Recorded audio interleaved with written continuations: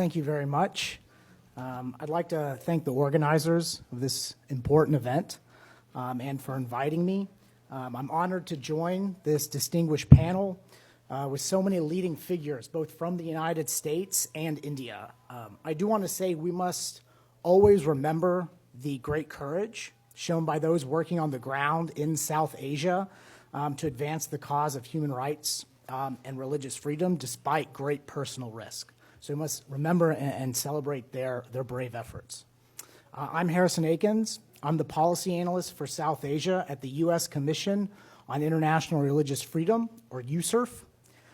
For those of you who are not familiar, USCIRF is an independent U.S. government agency created by the International Religious Freedom Act to monitor religious-based discrimination and violations of religious freedom abroad according to international human rights standards.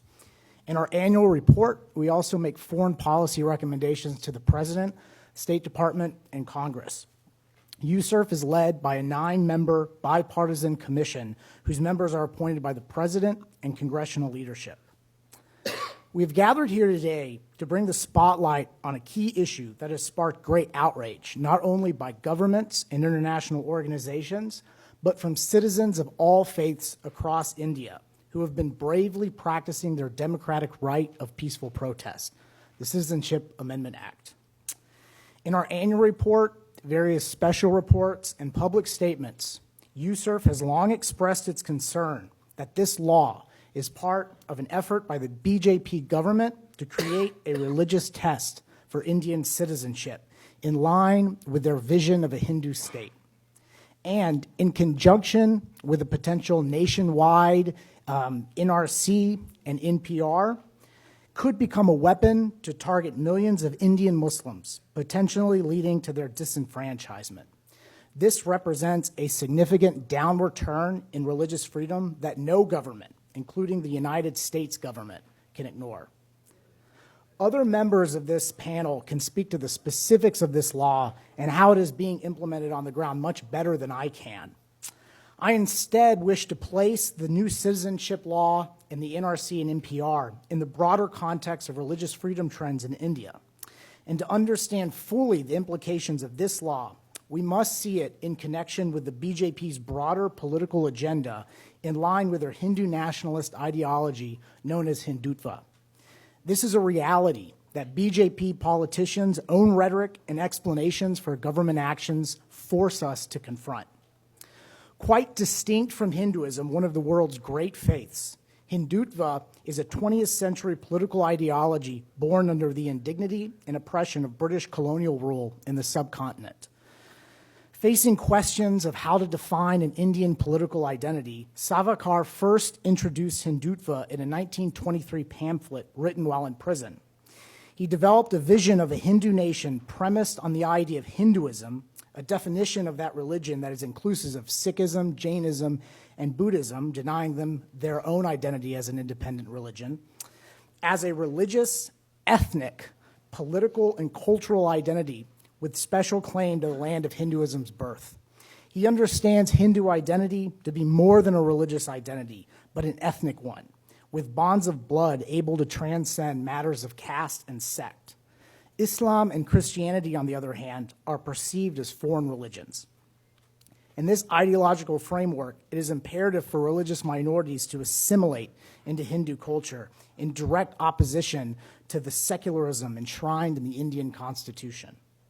The carriers of this ideology in Indian society and politics has been the RSS and its myriad associated organizations, known collectively as the Sangh Parivar, or the family of the RSS. Most notably, the collective includes the BJP as the political standard bearer of a Hindutva today. Prime Minister Narendra Modi and Home Minister Amit Shah both began their political careers with the RSS. In recent years, conditions for religious minorities have deteriorated precipitously in India. BJP politicians have used the symbols of Hinduism and policies aimed at their protection as weapons against minority communities in their quest to shape a Hindu nation. From instituting more aggressive bans and stricter punishments for cow slaughter and religious conversion activities, minorities are increasingly marginalized and discriminated against.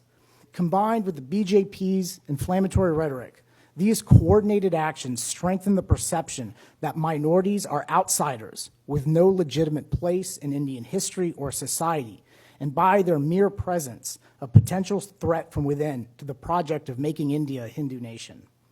This creates a culture of impunity for violence against minorities by both government authorities and non-state actors as a near daily reality for minority communities in India. Cow lynchings, for example, have predominantly occurred following the BJP's election in 2014. These attacks are often conducted by individuals associated with the Sangh Parivar and take overtly Hindu nationalist tones. It is a sad reality that the phrase Jai Shri Ram has become a murder cry. In the wake of the CAA protests, government authorities have shown their willingness to target the Muslim community, with one police officer in Uttar Pradesh, for example, reportedly stating that there are only two places for Muslims, Qabristan or Pakistan, the graveyard or Pakistan. The Citizenship Amendment Act and the NRC and NPR must be understood in this context. The NRC in Assam, as other panelists have discussed and will discuss in more detail, has shown that the process is rife for abuse by government officials for excluding individuals simply perceived to be foreign regardless of their actual citizenship status. Too often, this suspicion of being an illegal migrant is associated with one's religious identity. And, as is abundantly evident from the statements of BJP leadership, the Citizenship Amendment Act, with its legal protections for non-Muslims, is intended to ensure that those excluded from the NRC process and therefore bearing the label of illegal migrant are Muslims alone. It is Muslims who will carry the threat of punitive action from the NRC, including prolonged detention, deportation, or statelessness. In India today, the freedom of religion or belief is being decimated as individuals are targeted simply due to their religious identity, in violation of India's own constitution. It is imperative that in U.S. government officials' interactions with their Indian counterparts, these issues are elevated as a U.S. foreign policy priority, communicating the need to protect shared democratic values. The United States has in its arsenal a vast array of tools to promote religious freedom abroad, both through positive engagement and punitive action. These include, for example, the integration of religious freedom in U.S. development programs or law enforcement training, and the use of targeted sanctions against Indian officials primarily responsible for religious freedom violations. India is a country of many diverse cultures, religions, histories, and peoples, interacting and overlapping in a civilizational conversation. South Asia has strong traditions of religious harmony and interfaith cooperation, embodied in historical traditions such as northern India's 𝗙𝗔𝗦𝗧𝗘𝗣, a cultural synthesis between Hindus and Muslims. Hindu nationalists deny this history and religious minorities' place in it, in particular casting aside any part of India's history with an association with Islam, whether that be mosques, names of cities, or even the Taj Mahal. They are, in essence, reinventing the history and social landscape of their country in ways that fit their ideological frame. India is still undergoing the debate that accompanied the struggle for independence. Who is an Indian? The actions of the BJP government, including the Citizenship Amendment Act, NRC, and NPR, are emblematic of its efforts to undo the secularism established at independence, create a Hindu state, and purify the nation of infiltrators. As history has shown us, however, the purification of the land, especially one so rich with diversity, is never a peaceful process. Thank you.